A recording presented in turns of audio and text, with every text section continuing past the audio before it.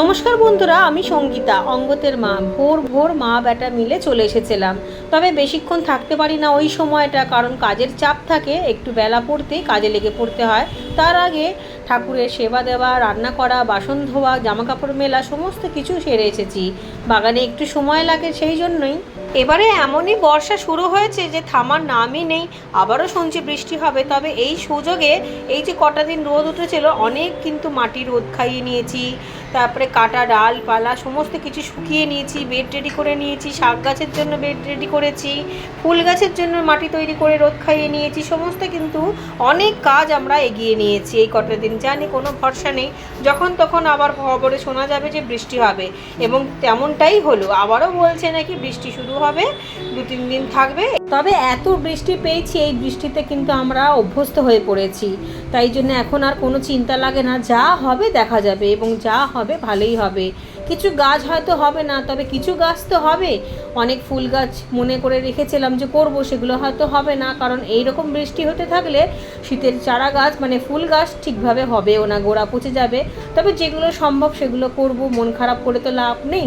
এই নিয়েই আমাদেরকে চলতে হবে। আগামী দিন হয়তো এর থেকেও খারাপ হবে, তাই অভ্যাস হয়ে যাওয়াটাই ভালো, আর সেটা মেনে নিলেই ভালো। তাহলেই ভালোভাবে বাগান করা যাবে। মন উদাস করে তো কোনো কাজ হবে না, আর উদাস করলেই যে সব সমস্যার সমাধান হবে এমনটিও নয়। এত বৃষ্টি বৃষ্টি করে এতদিন ধরে শুনছিলাম এবারে নাকি বরফ পড়বে। তার মধ্যে আবার একটা নিউজ এলো, সেটা হলো ডিসেম্বরের দিকে নাকি শীতটা পড়বে। আর এই ডিসেম্বরের দিকে তো আমরা জানি অনেক শীতই পড়ে যায়। নভেম্বর থেকে যথেষ্ট শীত থাকে, ডিসেম্বরে অনেক বেশি শীত। সেখানে যদি ডিসেম্বরে শীতটা আসে, থাকবে কতক্ষণ সে কে জানে। শীতকালটা যে ঠিকভাবে পাবো কি না পাবো সেটাও নিয়ে একটা সন্দেহ। যাই হোক, ছাদ বাগানে কিন্তু তাই বলে ফাঁকা যাচ্ছে না, সব সময় সবজি হচ্ছে। এখনও তো আবার 3 রকমের সবজি পাওয়া যাচ্ছে, মানে গরমের, বর্ষার এবং শীতের। চিচিঙ্গে হচ্ছে, ঝিঙে হচ্ছে, শাক গাছ হচ্ছে, এমনকি শীতের বেগুন ধরতেও শুরু হয়ে গিয়েছে। গরমের বেগুন তো এমনিতেও হচ্ছিলই, শীতের বেগুনও সুন্দরভাবে হচ্ছে। একসাথে গরমের এবং শীতের সবজি পাওয়াটাও কিন্তু ভাগ্যের ব্যাপার। যাই হোক, মা বেটা মিলে বাগানের কিছুটা কাজ সেরেছি, এবং তার মাঝেই বেরিয়ে পড়েছি নার্সারিতে। একটু ইনডোর প্ল্যান্ট দেখব। এই নার্সারিগুলো আমার বাড়ি থেকে 10 মিনিট, আর একটা রয়েছে 15 মিনিটের রাস্তা। তবে একজনেরই নার্সারি দুটো, একটা রাস্তার এপারে একটা রাস্তার ওপারে।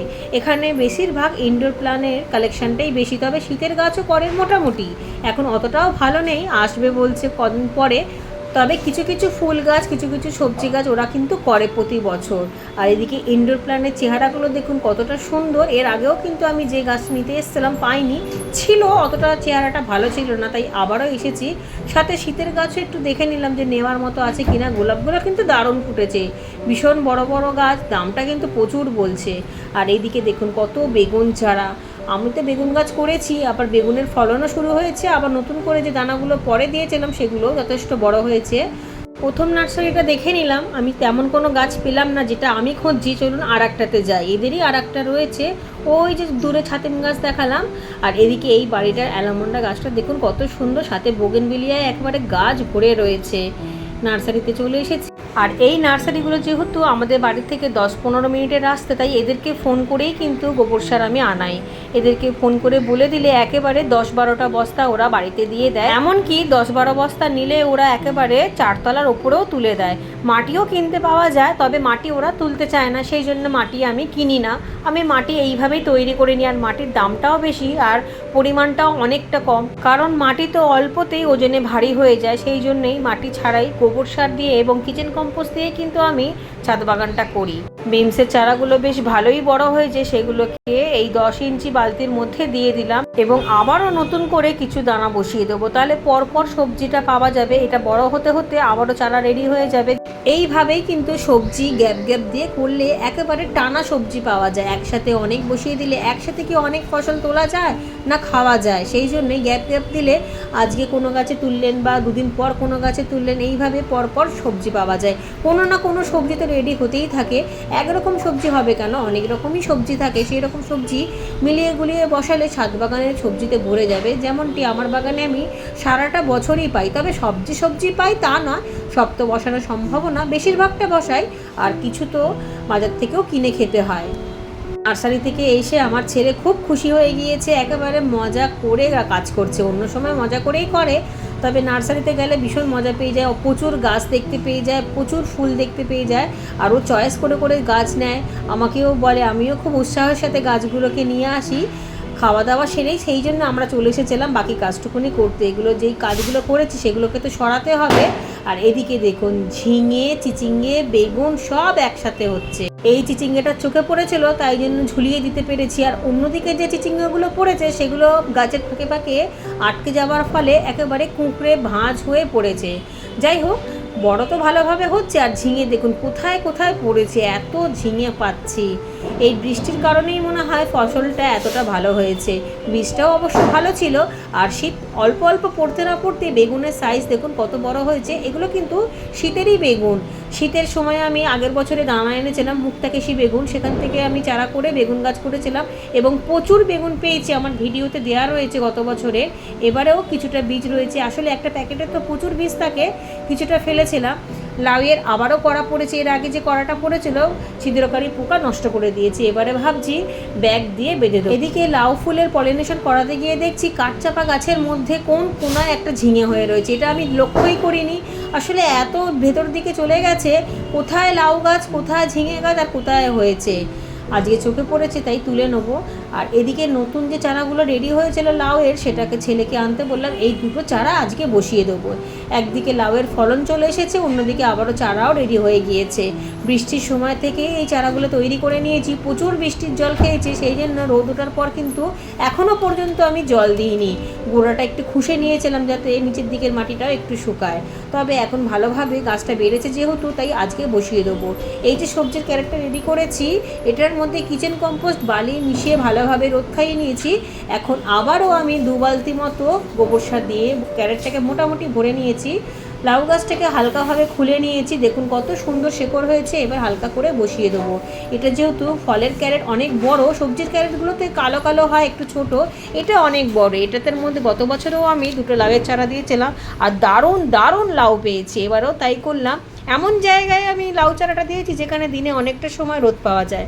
এখন বিকাল 4টে মতো বাজে, এখনও দেখুন কত সুন্দর রোদ পেয়েছে। হালকা হালকা রোদ পেলে যে কোনো গাছ খুব সুন্দরভাবে বাড়ে এবং ফলনটাও ভালোভাবে হয়।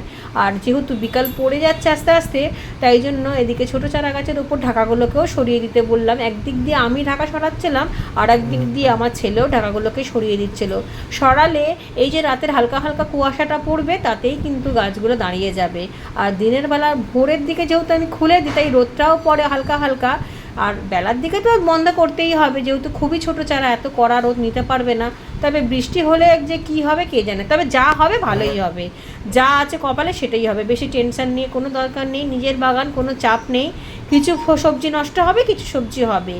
কোনো প্রথমে যে শাকের দানাগুলো দিয়েছিলাম সেই গাছগুলো যথেষ্ট বড় হয়েছে, সেগুলোতে বৃষ্টির আর তেমন ভয় নেই। তবে পরের দিকে যে শাকগুলো উঠেছে, লাল শাক, ঠাল শাক, সেগুলো অনেক ছোট। সেগুলোতে জানি না কিভাবে বৃষ্টির জলটা নেবে। আর এগুলো তো সরানোও যাবে না, প্রকৃতির জিনিস তো আর ঘরে ভালোভাবে হবে না। যা হবে হোক, সব একটা বালতির মধ্যে গুছিয়ে রাখলাম। এগুলো আবার পরের দিনকে ভালোভাবে চাপা দিতে সাহায্য হবে। সমস্ত মাটি ফাটি সরিয়ে রেখেছি, আরও কিছুটা কাজ বাকি রয়েছে, সবই ওগুলোকে সরাতে হবে। প্লাস্টিক নিয়ে ঢাকা দিতে হবে যাতে বৃষ্টির মধ্যে কোনোভাবেই ভিজে না যায়। ভিজে গেলেই খাটনিটা ডবল বেড়ে যাবে। কারণ একবার করে শুকিয়ে নিয়েছি, এর মধ্যে বৃষ্টি ভিজে গেলে আবার নতুন করে জায়গা করে আবারও আমাকে নতুন করে কাজ করতে হবে।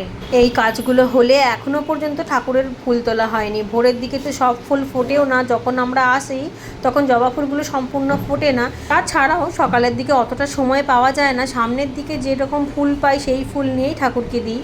আর পরে যখন এই কাজ করতে করতে বিকাল হয়ে যায়, তখন বাকি ফুলটা তুলে নিয়ে যাই সন্ধ্যা আরতির জন্য। তখন সমস্ত ফুলগুলোকেই তুলে নিই, আর যত ফুল তুলি ততই কিন্তু কুড়ি আসে। জবা গাছেও খাবার দেওয়া হয়ে গেছে, সেই চিন্তাটাও নেই। তবে কালকে কিন্তু অতি অবশ্যই খোল জল দিতে হবে সমস্ত গাছে। তবে যদি বৃষ্টি শুরু হয়ে যায় তখন আর দেওয়া যাবে না। সেক্ষেত্রে খোল জলের মধ্যে একটুখানি নিম খোল দিয়ে রাখতে হবে। নিম খোল দিলে খোল জলে পোকা লাগবে না, তবে একটু নাড়াতে হবে। এপাশে বোগেনভিলিয়া গাছেও অল্প অল্প জল দিতে হবে। গাছের পাতাগুলো নুয়ে গেছে। আসলে এত কড়া রোদ উঠছে দুপুরের দিকে, বিকাল হতে হতে অল্প একটুখানি ঠান্ডা ঠান্ডা লাগছে, খুব বেশি না, ওই সামান্য শীত শীত মতো লাগছে। তখন সমস্যা হয় না, কিন্তু এত রোদের মধ্যে যেহেতু রয়েছে গাছগুলো, তাই অল্প তো জল দিতেই হবে। এই সমস্ত কাজ করার পর জল দেবো। আগেই যদি জল দেওয়া হয় তাহলে কিন্তু পুরো ছাদ কাদা কাদা হয়ে যায়, তখন আরও দেখতে খারাপ লাগে, কাজটাও বাজে হয়। আর চাঁদটা দেখতেও তো খারাপ লাগে, পরের দিনকে সকালবেলায় এসে ভালো লাগে না। এই দেখুন স্ত্রী ফুল এসে গিয়েছে, পুরুষ ফুলও ফুটেছে। এর মধ্যে একটা ভালো দেখে পুরুষ ফুল নিয়ে পরাগায়ন করতে হবে। তবে যখন একেবারেই ফুল ফোটে না তখন আর কোনো অপশানও থাকে না, তখন যা ফুল ফোটে সেই দিয়েই কিন্তু পলিনেশন করিয়ে নিতে হয়। চলুন, কাজ তো সব শেষ হয়ে গিয়েছে, বিকালের আলোও একেবারে চলে গিয়েছে, অন্ধকার নেমে আসছে। আজকে ভিডিওটা আমরা এখানেই শেষ করলাম। আপনারা সবাই খুব ভালো থাকুন এবং সুস্থ থাকুন।